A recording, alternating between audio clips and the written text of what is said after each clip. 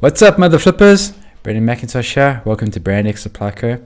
So in this video, I'm going to show you how I created this effect. I'm going to call it a silhouette pattern dropout. If you've got a better name, then please let me know. I couldn't really think of anything else. Truth is, this was actually very much a happy accident. So the other day while I was working on a user persona template kit, shameless plug, I'll show you the kit quickly. So here it is on Creative Market. Anyway, while I was busy working on this kit and cropping out all these different silhouettes of people, I wanted to give the cropped out person a drop shadow, and I clicked down and selected the wrong effect by accident, and it turned out like this. So I'm just going to show you how I did that. This is actually pretty quick and it can give you pretty cool results. I think it looks pretty amazing.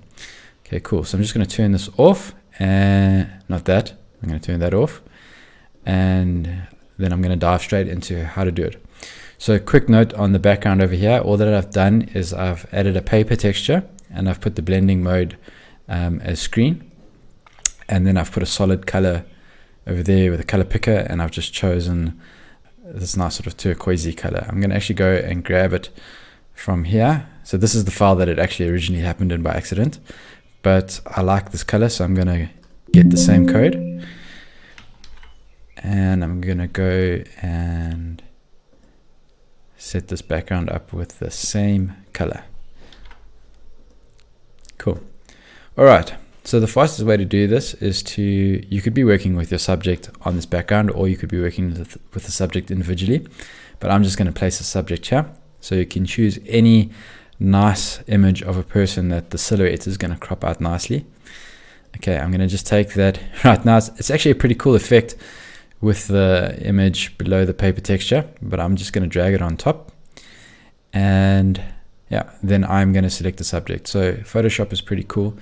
It's pretty good at selecting the subject these days just by doing that.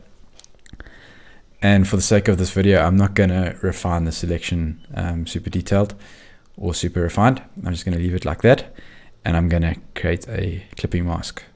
So what we have there now is this beautiful image, and it has been cropped out very well. This is not perfect. I could go in and fix it, but I'm not going to waste time.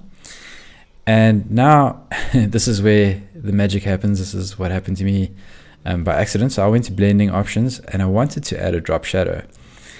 And instead, I clicked on pattern overlay, and that is the result.